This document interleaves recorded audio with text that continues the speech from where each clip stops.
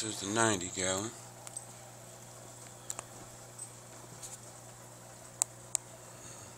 If you've been on MFK, you've seen pictures of this guy. Yeah, he's got a little bruise on his underside. It'll heal up. He's got bigness. Yeah, he's got a scar on his side too. It's from the female red devil. Alright, then we've got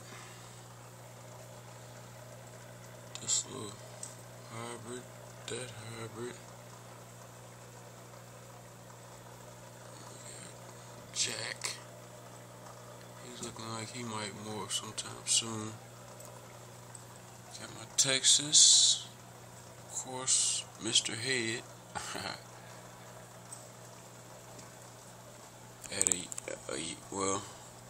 a little over a year and a half. 19 months. We got the Jaguars. And we got this little pretty thing that's starting to pearl. Starting to peel.